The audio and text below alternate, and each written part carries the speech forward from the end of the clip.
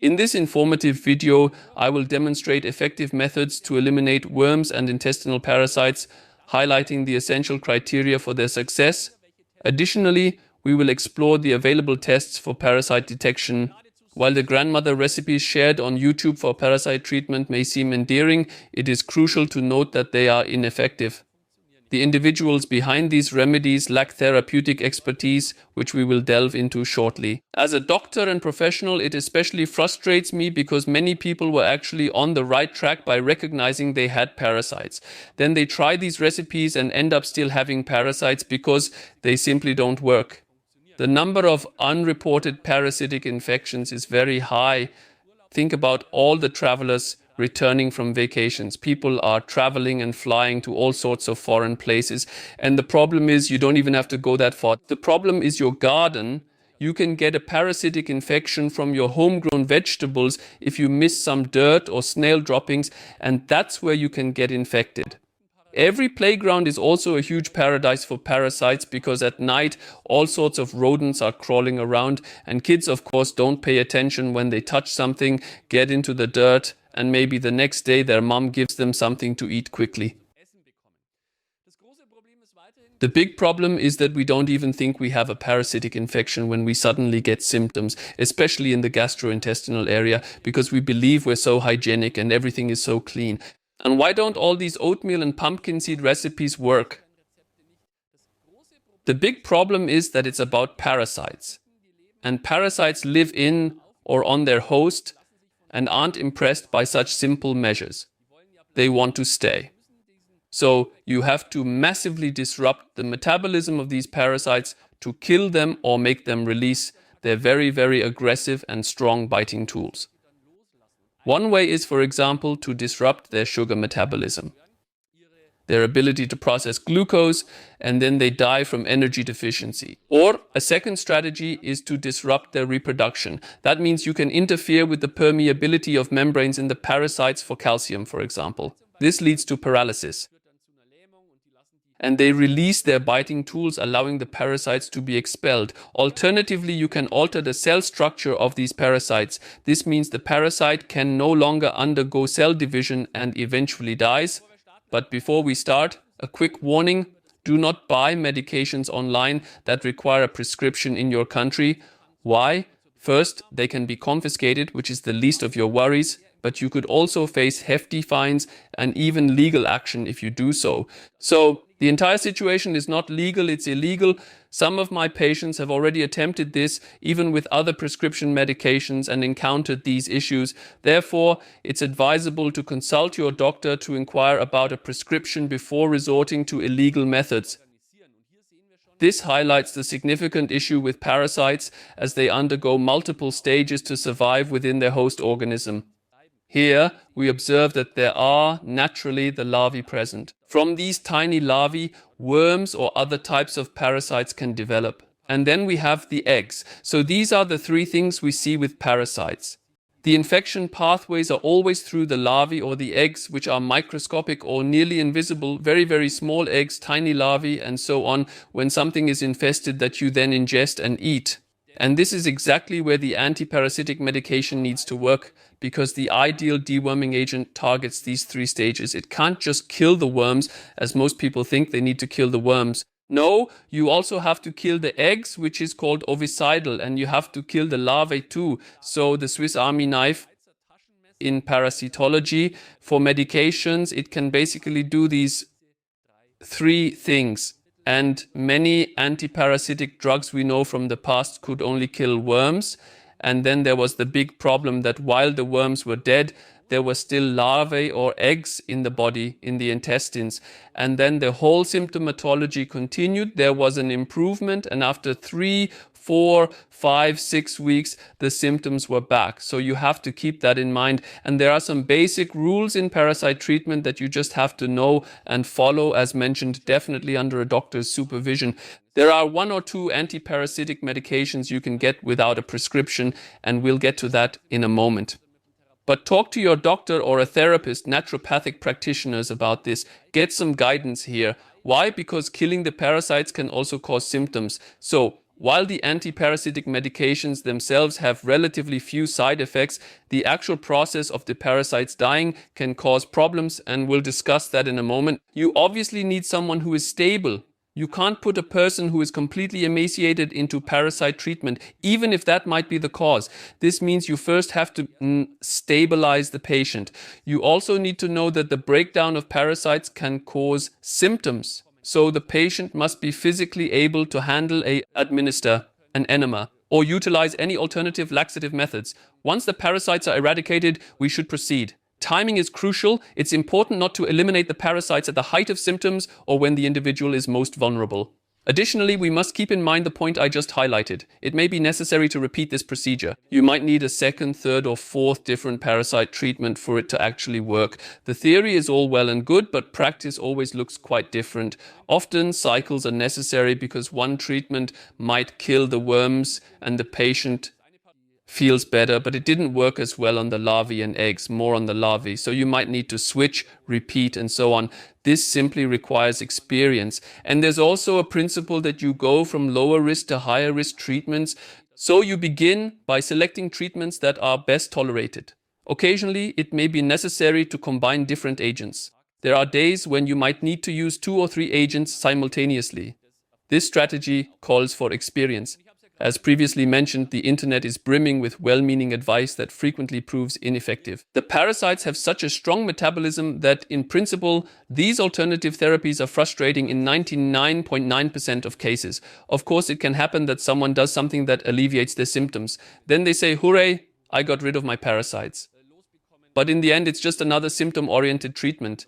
That's why this video is here, to show how to do it right. What products are available on the market, their advantages and disadvantages. I've also summarized some of the side effects.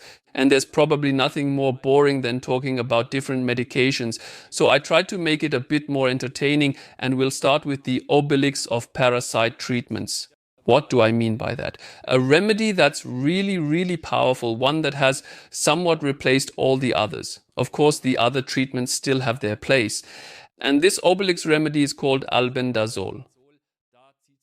It really knocks the socks off the parasites. So how does this medication work? It blocks the glucose uptake of intestinal parasites. They just become paralyzed, die off, and their biting tools release. If you've ever seen microscopic images of these biting tools, it's truly terrifying how they look. After that, they burrow into the intestinal wall by eating through it. Some possess proteolytic enzymes that aid in dissolving the wall, allowing them to penetrate deeper. This process is extremely unpleasant. Albendazol is currently the leading treatment, known for its wide range of effectiveness and high tolerance levels.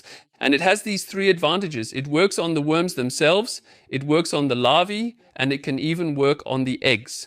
And before we move on to the next dewormer, which is faster than its shadow, I've provided an overview for you if you're interested in this topic. An overview of all parasites, their transmission routes, the symptoms they can cause, and especially the prophylaxis, including how you can protect yourself. And very importantly, we'll discuss lab diagnostics at the end of the video. How can you actually diagnose these parasites? You'll find this link below the video in the description and in the first comment. So go ahead and download it, all completely free. And now we come to the Lucky Luke of antiparasitic drugs. Mebendazol, that's its name, was for many years truly the top #1 drug. It is still a very, very important drug, definitely very well tolerated. It has a major advantage as it is absorbed at a maximum of 1%. I've explained this to you several times before. The deworming medications need to work in the intestines and not be absorbed into the body. Of course, there are medications that need to be absorbed, but for most intestinal parasites, we want to eliminate them right where they are. And here, Mebendazol is one of the top medications. It works similarly to Albendazol, which I just introduced to you. But with this one, the parasites die off more slowly. That means it takes several days to be free of parasites. You need to take this medication for several days, and most importantly, you should also use enemas to help remove any parasites that might still be partially alive. So the clear recommendation is to use an enema or multiple enemas alongside this treatment. As a side effect, it can cause severe abdominal pain, but only with a heavy infestation. So this medication is also very well tolerated. However, it does not affect the eggs and larvae, which is why you need to go through multiple cycles when using this medication. Typically, this process is repeated every 3 weeks because it takes that duration for the young ones, the larvae, to develop from the eggs.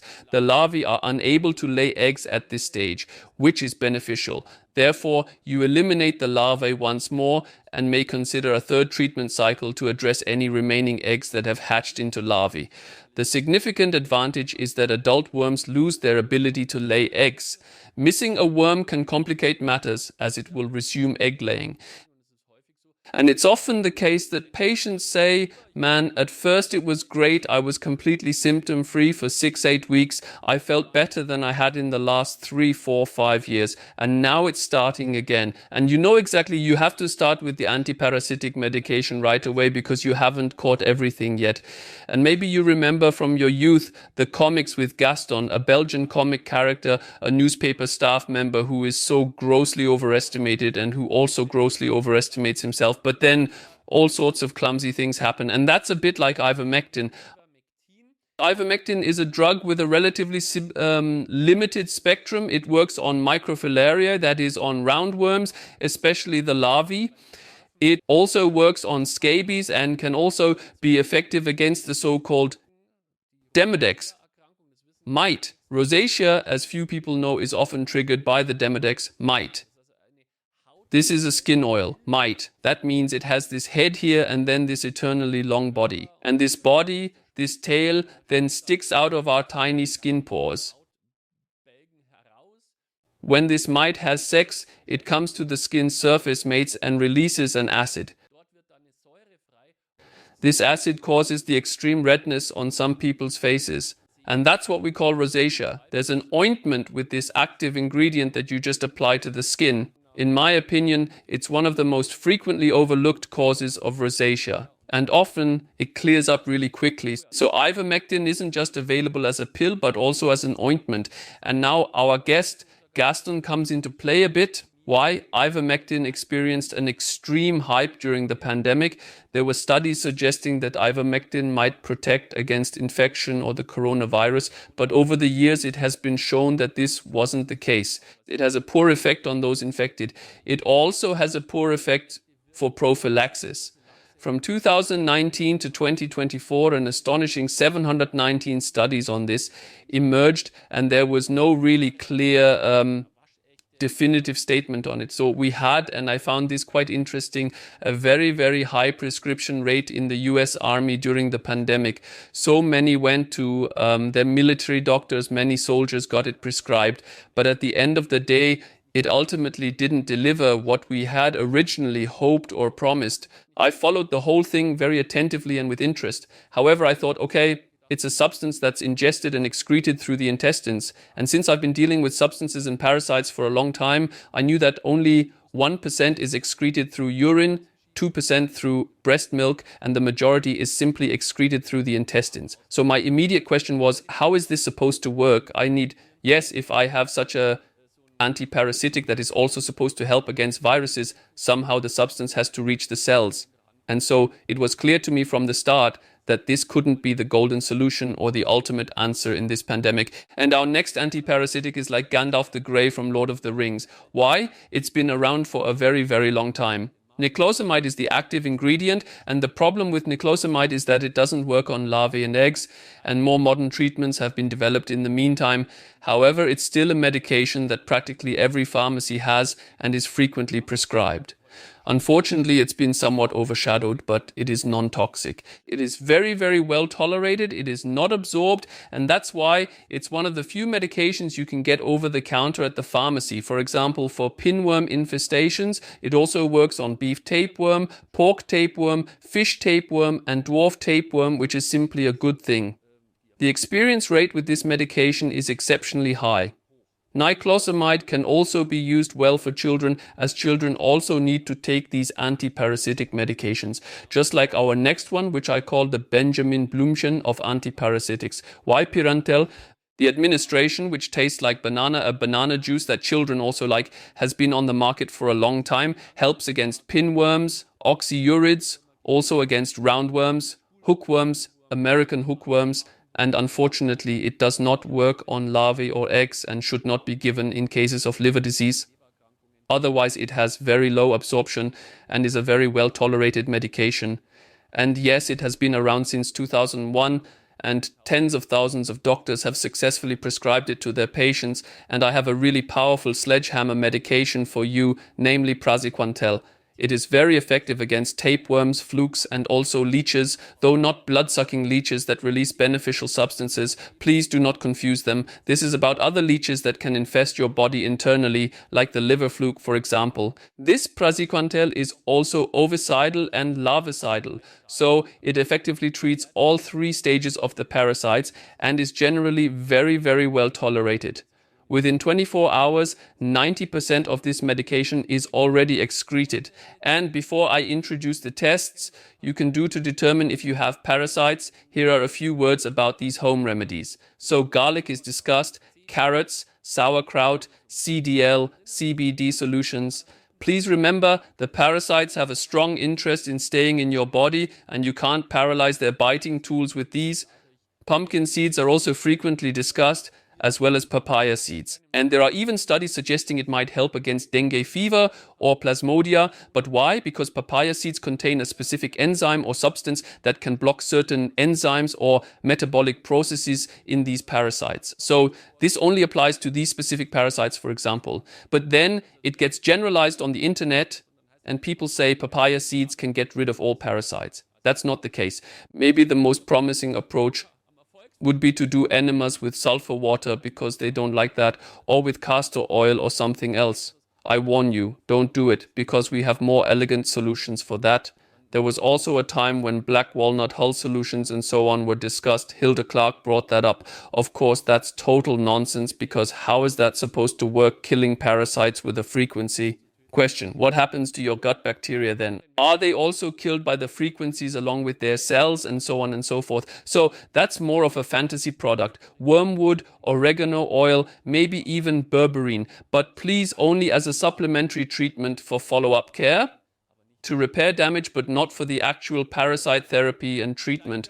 Now let's dive into parasite diagnostics, because there are 5 different lab tests to detect parasites. The first one is the classic stool microscopy. Simply put, you send your sample to the lab. Of course, we have the problem of a limited time window for it to work. We can identify a lot in there, so we have a broad spectrum, but the time window is very small. The experts say it needs to be in the lab within a few hours. The proof is that they can see eggs or larvae.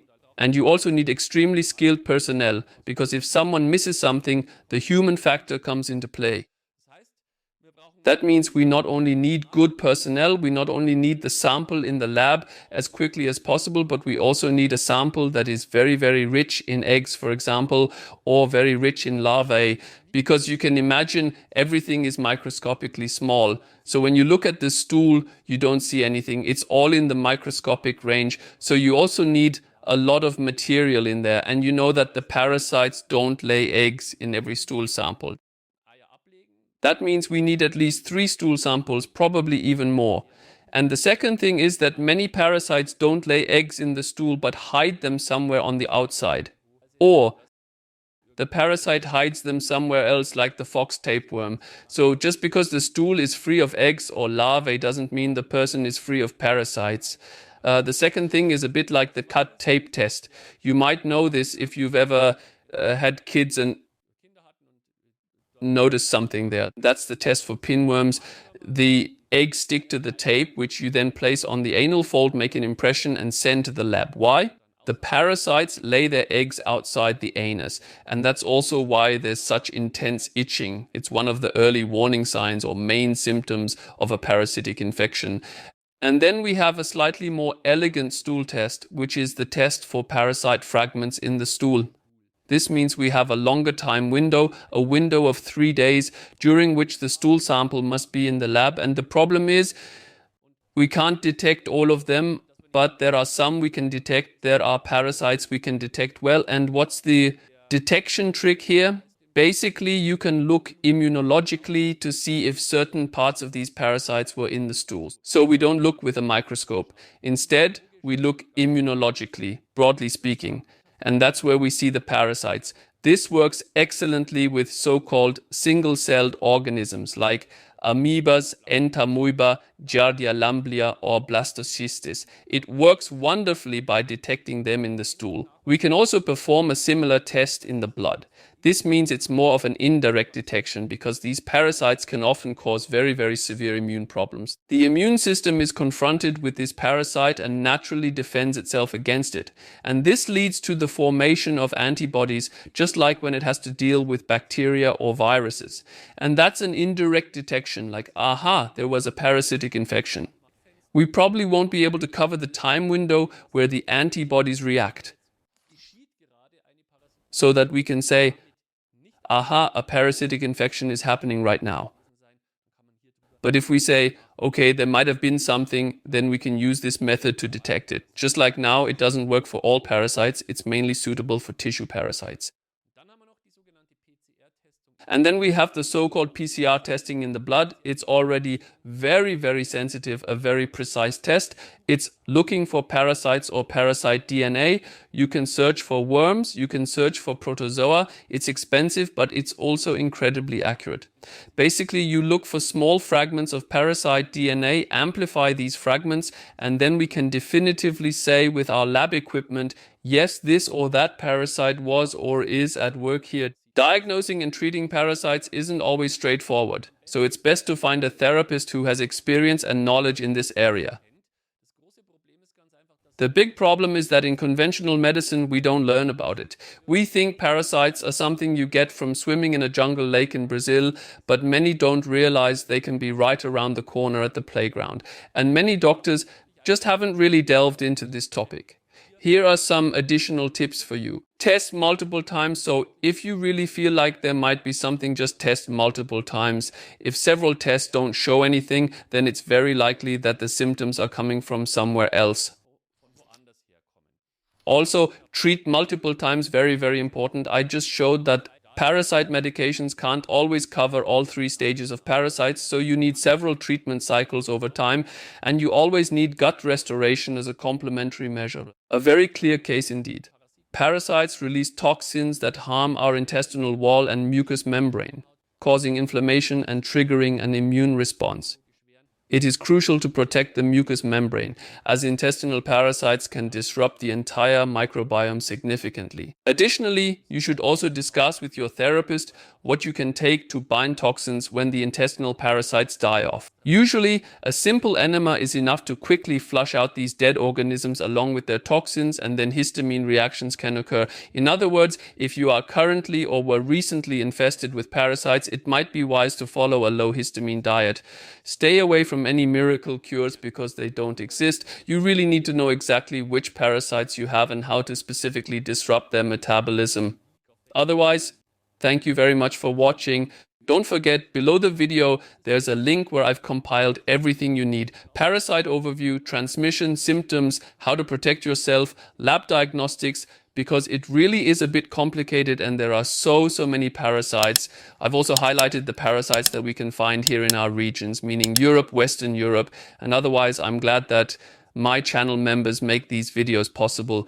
See you at the next live session. It'll surely be all about the gut again. Gut restoration, parasite diagnostics, therapy. Feel free to ask me anything and we'll definitely see each other again in the next video. Thanks for watching and goodbye.